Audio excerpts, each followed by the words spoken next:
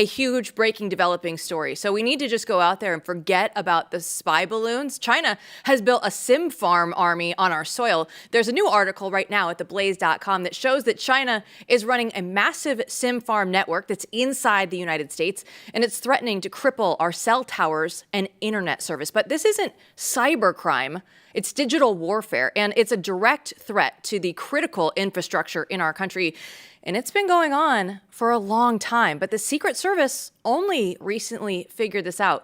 Blaze News investigative journalist Steve Baker and Joe Hanneman wrote this story exclusively, and Steve is here with more right now. So, Steve, thanks for joining us, because when we first learned of these SIM farms about a week or so ago, when the world leaders were gathered at the UN, the Secret Service found a network that could essentially shut down the cellular network in New York City. But what you and Joe Hanneman exposed is that China is running these SIM farms all across the country. So first, let's start with explaining what the real threat here is.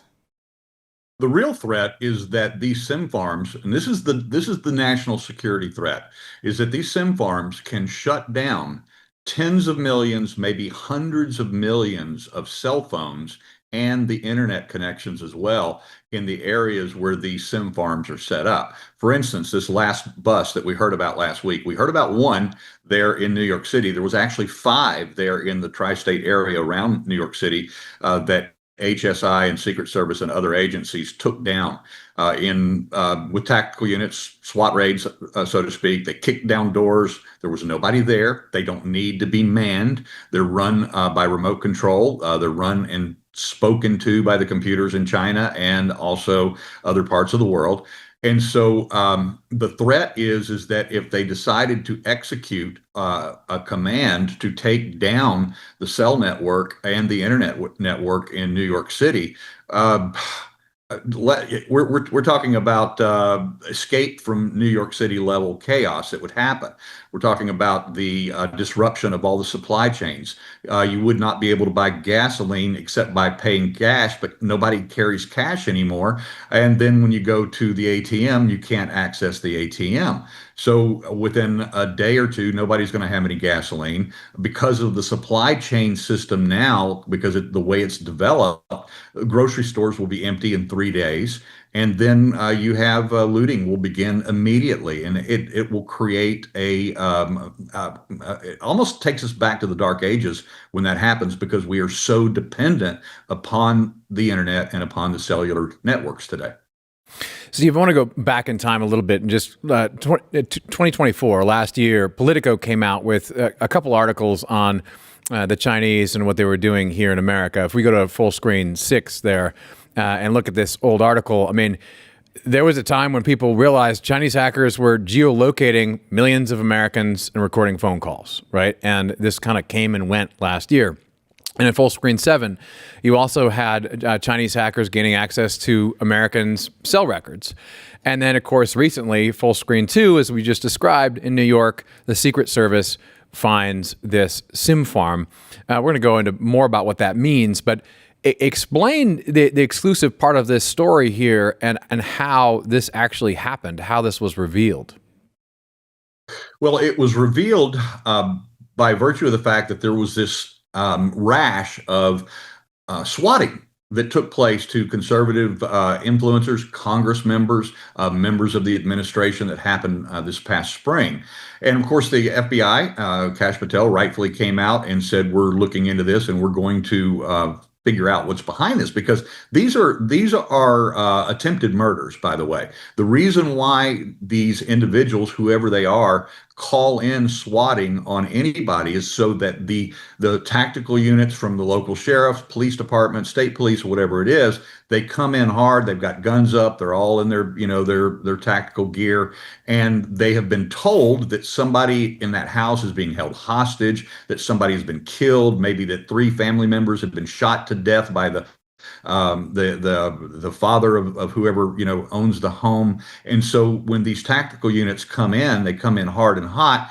And if they surprise somebody in the middle of the night or early in the morning that has no idea they're showing up, and they roll out of bed, grab their perfectly legal, Second Amendment protected firearm to protect themselves, then they can be killed. And this has happened in this country on numerous occasions in these SWAT raids. Now, some of these SWAT raids are legitimate, and this happens. Some, as these that we're talking about here, are not legitimate. And then they're typically accompanied by other threats, and then they're followed up to almost like to add insult to injury. To the same addresses, they'll start getting dozens of unexplained pizza orders or food deliveries to their house, just to say, we can do that again if we want to. We look at what is going on with these SWAT raids, and in the article you guys name, it's a senior Secret Service official, Kash Patel, Marjorie Taylor Greene, Tim Pool, Steve Bannon, just to name a few of the people that have actually been swatted. But when we look at the threat as a whole with these SIM farms, this isn't something that just started, right? In your article, it says this began as early as 2004. That's not 2024. That's not a misspeak. That was 2004 is what you reported in this article. So I would assume that obviously if these are the senior level people that we have already named, this has to be very difficult to find these SIM farms. Well, it is, because there's so many layers of security built into these SIM farms, and just the very nature of them is they're rerouting and redirecting calls from all over the world in order to execute these types. That's what makes it so hard to track these. Now, this is the biggest point we want to make, and I'm going to go back to Matt's question a moment ago. What was the exclusive part of this? What Blaze learned is that this recent set of 5 interdictions, or where they actually went in and raided these SIM farms in the New York City area, was precipitated because a very high-ranking member of the United States Secret Service was SWAT raided in his home, middle of the morning, middle of the night, can't remember which one it was.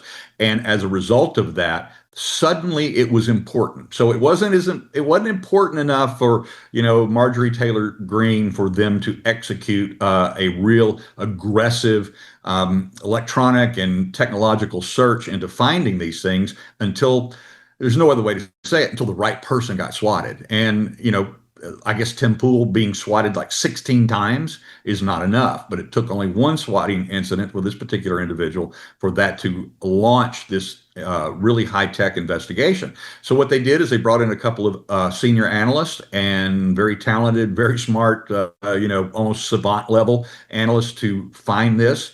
And they did, and they located what the problem was, and then what they have to do, so they know the area that these phone calls are coming from. And then once they have that located, then they go in with these systems that are designed specifically to look for a high concentrated amount of this type of communication from one spot, like one room, one in industrial area, or one office building, or office park, or something like that. And then they were able to find these, and then they put together the strategy for taking them down and taking them out. It just so happened by coincidence that they took this one out in New York City. It seemed to have been associated with the UN assembly that week. It really wasn't, and even the Secret Service, their spokesperson, the senior agent in charge over this operation, seemed to indicate that this was something that they executed to protect the visitors from all over the world, including the president was there to keep them safe, and it's certainly that did happen, because we don't want those things to happen when you have so many dignitaries in one single location. But it really was an ongoing operation that began quite a few months ago. I mean, this is unbelievable, because what you're saying is we all remember the swatting. It occurred, there was a rash of them, as you say. We had Nick Sorter and others on the show to talk about this. His family was targeted. A number of people were targeted. But what happened here was this threat has been here, and we're going to talk more about what that threat is and the extent of it, has been here for decades, basically. And we just discovered it because a Secret Service official was targeted. Yeah. And so now all of a sudden, the big dog has gotten to play, and they found this SIM farm. Tell us more about what this means. I mean, most people know the SIM card on their phone. They understand what that is. Tell us more about what a SIM farm is. Well, what these are, these actual machines, and the one thing that my eyes will glaze over when I start looking at the technology, because that's not my field of expertise at all. But you can see from the images here that there are dozens and dozens of these machines that also have dozens and dozens of cellular modems in each machine, and then each of those machines have up to 500 SIM cards for each one of these cellular modems. And as a result of that, one farm like this can have hundreds of thousands of active ability to do all kinds of things that we see on our phones all the time. We get messages on our phone all the time that are random, that are spam, or they're phishing expeditions. We get emails like that. These are the types of things that are being executed from these SIM farms like that. Now, they're not always run by China. They're sometimes run by criminal organizations, and sometimes just by individuals that have a little scam going, and they're trying to fish for people's banking information. And we always think that they're coming out of Russia or China or Iran or even North Korea. And in fact, they do have similar operations, but China is the expert at this. And it is estimated now that by the intelligence sources that we've spoken to, that they're looking at anywhere from 60 to 100 possible sites in the United States. Most of these will be in or near major cities, border towns specifically. And then the point of that is so that they can emulate the actual phone numbers in the area. And that's why so many times when we get a call, they've spoofed what they call spoofing, and you look up the phone number. We had this incident actually happen, believe it or not, in our own investigation into Corey Mills. There was spoofed numbers being used at times that we couldn't track down, and we, falsely or rightfully, we might have made the assumption that they were coming from somebody that we were looking at or investigating, but the likelihood is that they were just anonymously spoofed from one of these locations or a similar type of operation. And when you trace the number, it goes back to somebody completely different. One of these numbers that we tracked down was an actual book publisher. They had spoofed the landline of a large book publisher in Washington, D.C. And that's what they're able to do, and that's what creates such confusion in this, and it makes it very difficult to track them down for law enforcement, for the FBI and other agencies, whether it's HSI, Secret Service, or whoever. The enormity of this is just, it's sort of soul crushing. You had one that they got rid of in New York City that could have shut down all kinds of critical infrastructure and was responsible for all kinds of wrongdoing. And you have 60, 80, 100 is the estimate in this article. That's absolutely astounding and terrifying. When you look at how these actually operate, if we go back to the swatting, does this mean that the Chinese were behind the swatting, or that they were providing the infrastructure from which the swatting occurred? The correct answer, as best we're able to understand it from our sources, is that there's not some Chinese individual sitting in some Chinese town that's actually making these calls. What they do is they provide access to their SIM farms to criminal organizations, to other governments, and then also to, unfortunately, let's just say maybe possibly more nefarious actors within our own government.